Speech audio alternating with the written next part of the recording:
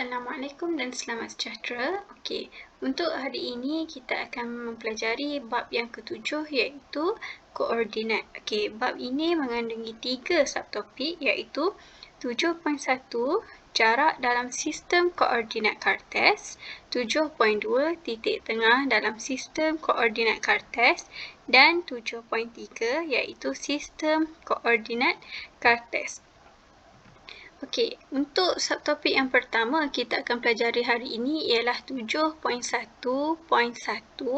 jarak dua titik pada satah Kartes. Standard pembelajaran iaitu menerangkan maksud jarak di antara dua titik pada satah Kartes. Okey, so tahu tak satah Kartes ni apa sebenarnya?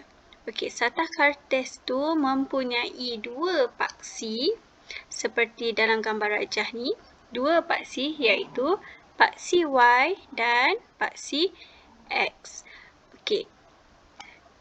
Paksi X ialah garis yang mengufuk. Manakala untuk paksi Y adalah garis yang mencangcang.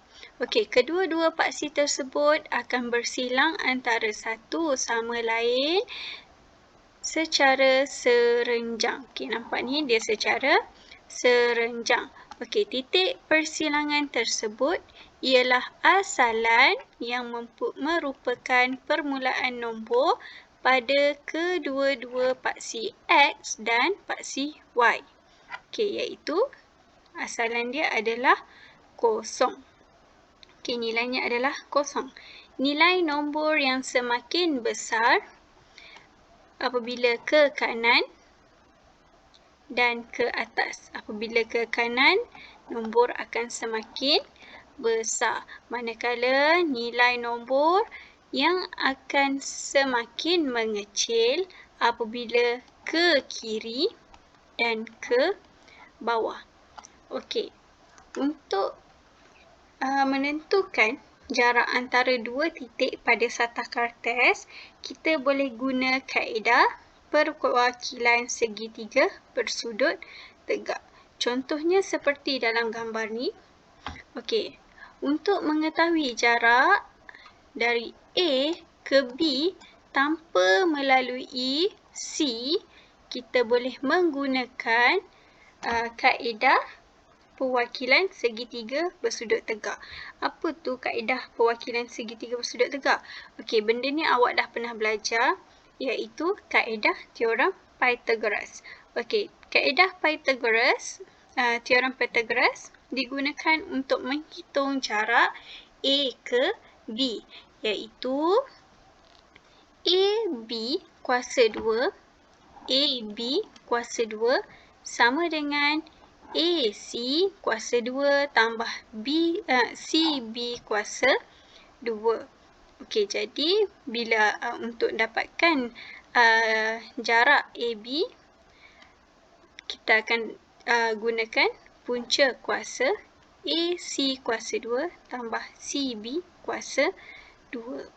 Okey, tips dia adalah koordinat X dan Y. Nilai X ditulis dahulu diikuti dengan nilai Y. Okey, koordinat. Kalau koordinat kita mesti tulis dia dalam bentuk X dan Y. X mesti dulu baru diikuti dengan Y. Okey, kita tengok contoh 1 dalam buku teks. Tentukan jarak di antara dua titik pada satah Kartes berikut. Okey, diberi satah Kartes. Kita tengok soalan A. Okey, dia bagi paksi Y dan paksi X. Okey, dia bagi jarak A ke B. Yang pertama kita tengok skala. Okey, skala pada paksi X. Okey, skala pada paksi X ni yang mengufuk ni adalah 1 unit. Iaitu 1, setiap senggat ni adalah 1, 1, 1, 1. Okey, paksi Y juga skalanya adalah 1, 4, 3, 2, 1. Okey, ni skala dia diguna skala 1. Okey, so kita tengok macam mana kita nak tahu jarak dia? Kita kira berapa kali dia langkah. Cuba tengok 1, 2, 3, 4, 5, 6. Okey, ada 6 kali. Okey, jadi jarak AB 6 kotak tu kita darabkan dengan 1, iaitu 1 unit. Skala dia adalah 1 unit. Jadi jawapannya adalah 6 unit. Jadi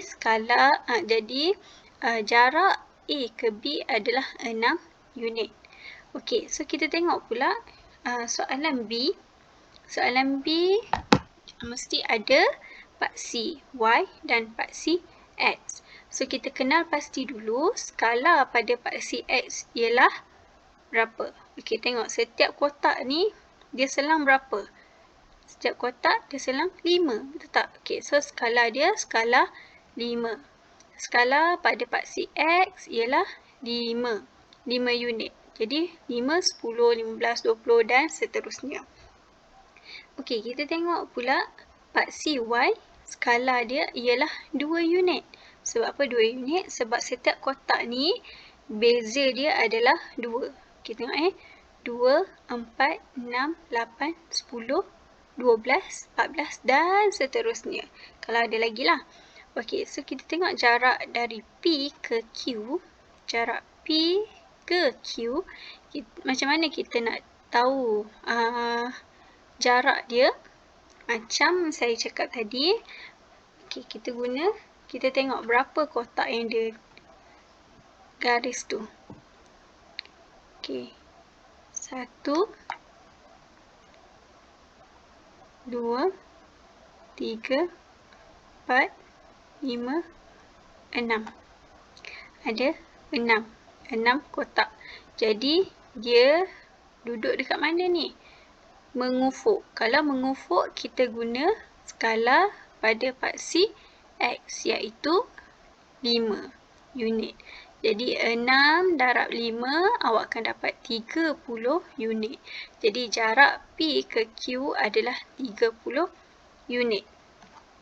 Okey, seterusnya soalan C.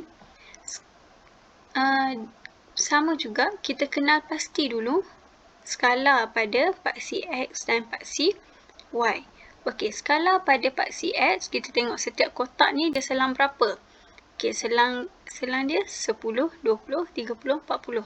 Jadi dia guna skala 10 unit.